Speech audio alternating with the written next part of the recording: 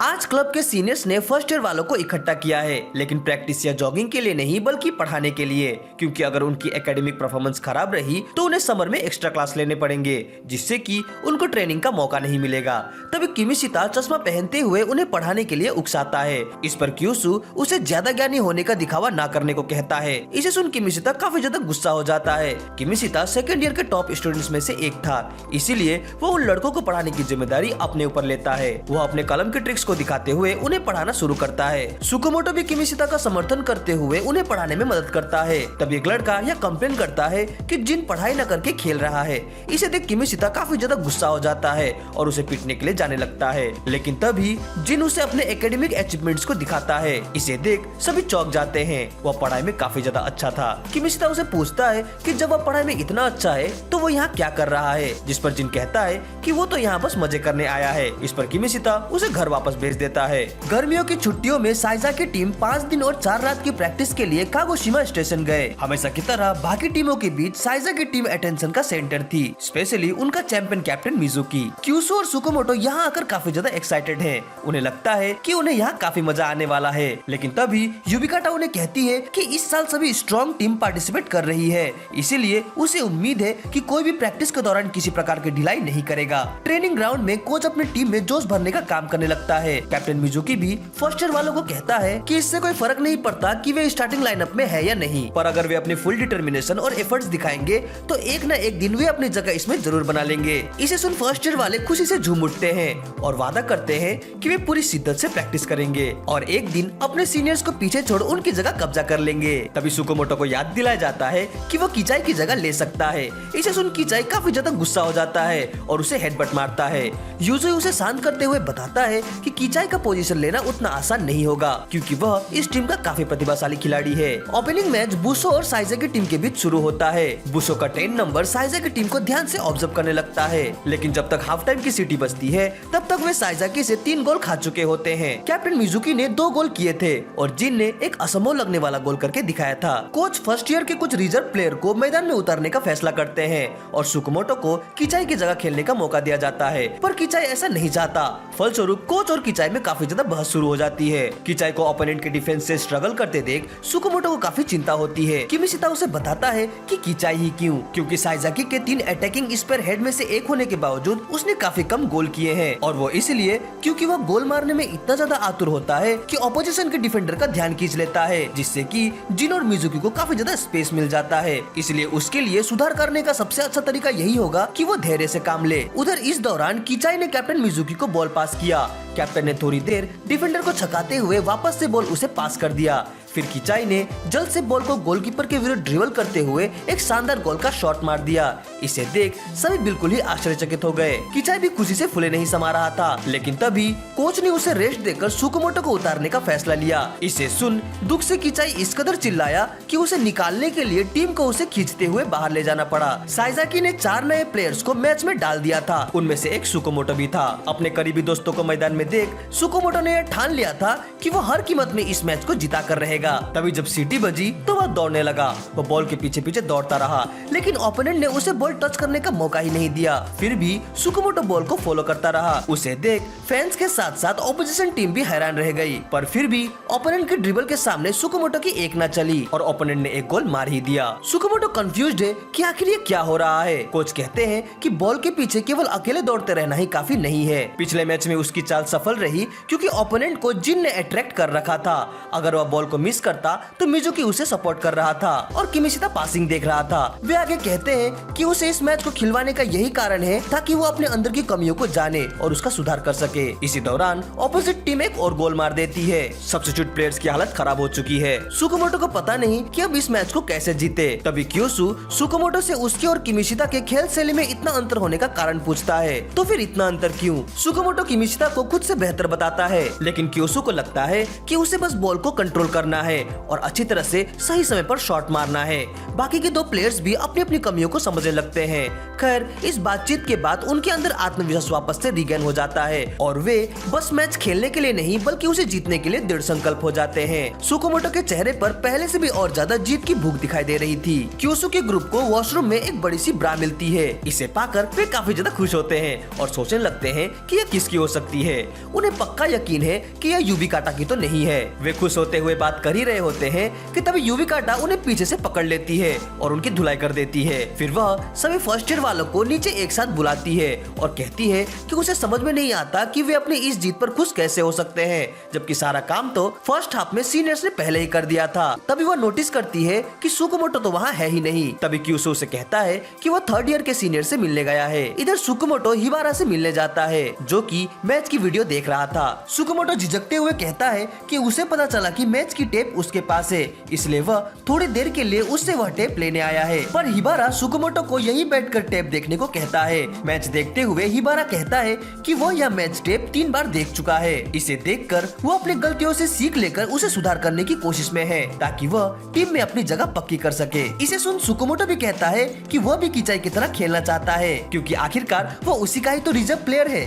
इस पर हिबारा उसे जोरदार पंच मार देता है और कहता है कि अगर वह किचाई होता तो यहाँ डॉज करता। वह उसे दूसरों के खेल की नकल करने से मना करता है और वीडियो की टेप उसे देते हुए कहता है कि उसे अपने खेल शैली का खुद ही चुनाव करना चाहिए और उसमें सुधार करना चाहिए। अगली सुबह कोच कहते हैं कि वे पिछले दिन की तरह ही सेम फॉर्मेशन को रखेंगे, यह जानते हुए कि फर्स्ट ईयर वालों ने कल अच्छा परफॉर्म नहीं किया था। सुकुमोटो को सेंट्रल बैक की पोजीशन में मूव कर दिया जाता है, जिसे सुन सुकुमोटो चौंक जाता है। वह कोच को इसका कारण पूछता है पर कोच इसे उसका कोई एक्सप्लेनेशन नहीं देता। वे बस उसे गुड लक विश करते हुए वहाँ से चले जाते हैं। साइज़की का दूसरा मैच शुरू होता है। उनका सामना जेनु हाई स्कूल से होने जा रहा था। सुकुमोटो को ऑपोजिशन स्ट्राइकर को मार्क करने का काम सौंप दिया जाता है, लेकिन उसके एब्सेंट माइंडेड होने की वजह से वो ऑपोजिशन को गोल करने का मौका दे रहा था। पर लकीली हिबारा सही समय पर आकर बॉल को ब्लॉक कर देता है और अपने हैरत अंगेज डिफेंस मूव को मुजाहरा करते हुए वो अकेले ही ऑपोजिट टीम के अटैकिंग मूव्स को डिस्ट्रॉय कर देता है। इसे देख सभी हैरान रह जाते हैं। ऑपोजिट टीम के एक प्लेयर के इंजर्ड होने पर ब्रेक के दौरान हिबारा थोड़ा परेशान दिखता है। उसे लगता है कि अगर उसकी टीम ऐसे ही खेलती रही तो वे जरूर हार जाएंगे। तभी उसके टीममेट्स उसके पास आकर उसे कई तरह के सवाल करने लगते हैं। इसे सुन हिबारा कंफ्यूज हो जाता है। फिर हिबारा एक एक कर उन सबके समस्याओं का समाधान करता है और उन्हें एक कॉम्पैक्ट ट्रेनिंग सेशन देता है। फिर वह एक बहुत ही अच्छी गेम स्ट्रेटेजी क्रिएट करता है। सुकुमोटो उसे पूछता है कि वो किस तरह से डिफेंस करे कि वो प्रभावी बने। इस पर हिबारा उसे कहता है कि उसे अपने ओपोनेंट के माइंड को रीड करना होगा, उनके मूव्स का पता लगाना होगा, तभी वो उन्हें रोकने में सक्षम हो सकेगा। बाहर बैठे सीनियर्स हिबारा की इस समझदारी को देख काफी ज्यादा प्रभावित होते हैं। हिबारा हमेशा से ही काफी ज्यादा सेल्फ कॉन्शियस है। वो अपने छोटे कद होने की वजह से भले ही दूसरों से कम्पीट करने में असफल हो जाता था, पर उसने कभी हार नहीं मानी और वह आज टीम के पिलर के रूप में काम कर रहा है। इसे देख उन्हें समझ में आने लगता है कि आखिर क्यों कोच ने सुकुमोटो को सेंट्रल डिफेंस के रूप में चुना। लेकिन यूजुई को यह भी लगता है कि कोच का असली मकसद सुकुमोटो के स्किल को ट्रेन करना है। नंबर 10 को सुकुमोटो अभी भी मार्क किए हुए था, लेकिन इस बार उसने बिल्कुल वैसा ही किया जैसा हिबारा ने उसे सिखाया था, ओपोनेंट के माइंड को रीड करना और उनसे थोड़ी दूरी बनाकर रखना, क्योंकि अगर वह ज्यादा पास गया तो ओपोनेंट उसे छकाकर बॉल को आगे ले जा सकता है। लेकिन इस बार भी नंबर 10 अपनी तेज रफ्तार से सुकुमोटो को पास करने में सफल हो ही जाता है, जिससे कि साइज़की प्लेयर्स में थोड़ी खलबली सी मच जाती है और हिबारा सुकुमोटो को इसके लिए फ्लाइंग किक भी मार देता है। वह उसे लापरवाही किए बिना डिफेंस करने को कहता है। उसकी बातों पर फिर से अमल करते हुए सुकुमोटो फिर से नंबर 10 के पीछे लग जाता है और इस बार वो कई हद तक उसे रोकने में सफल भी हो जाता है। वो उसके सारे तरकीबों को समझने लगता है और जितना हो सके उसे उलझाने की कोशिश करने लगता है। इससे नंबर 10 काफी ज्यादा अनकंफर्टेबल हो जाता है और वो सुकुमोटो को थप्पड़ मार देता है। लेकिन सुकुमोटो इस पर रुकता नहीं, बल्कि लगातार उसके डिफेंस की तकनीक को यूज करता रहता है। तभी मौके का फायदा उठाकर वो बॉल को उसके चंगुल से छुड़ा लेता है। इसे देख किचाई डर जाता है कहीं उसकी पोजीशन सच में सुकुमोटो ना खा ले, इसीलिए वो अपोजिट टीम को चीयर करने लगता है, जिससे कि उसके बाकी के टीममेट्स उस पर काफी ज्यादा गुस्सा होते हैं। सुकुमोटो अपोजिट टीम के हर प्लेयर के पास से बॉल को छुड़ाने के लिए पूरा मैच भागता रहता है और यह करने में सफल भी रहता है। उसके इस शानदार ग्रोथ को देख यूजुई कहता है कि कोच ने जो सोचा था वो पूरा हो गया। उस रात कैफेटेरिया में कोच सुकुमोटो से पूछता है कि क्या उसे डिफेंस में खेलना अच्छा लगता है। सुकुमोटो इस पर कुछ कहता ही है कि वो इसे इग्नोर कर देते हैं और कहते हैं कि कल वो फॉरवर्ड की पोजीशन में खेलेगा। इसे सुन किचाई के सब्र का बांध टूट जाता है और वह रस्सी लेकर उसके गले को बांधने की कोशिश करने लगता है, लेकिन सौभाग्य से उसके टीममेट टीममेट्स उसे ऐसा करने से रोक देते हैं। स्ट्रेटेजी मीटिंग के दौरान कोच अगले मैच में नए खिलाड़ियों के साथ साथ नए फॉर्मेशन को भी आजमाने का फैसला करता है, जिससे कि सीनियर्स को ऐसा लगने लगता है मानो वे अब मैच पक्का हार जाएंगे। इसलिए वे जूनियर्स को धमकाकर अच्छा खेलने की चेतावनी देने लगते हैं। पर इधर सुकुमोटो निराश है, वो चुपचाप से वहाँ से चला जाता है। जिन उसे जाते हुए देख लेता है। दौड़ते हुए सुकुमोटो अपने टीममेट्स के बारे में सोचने लगता है। वो उन सभी के बारे में सोचने लगता है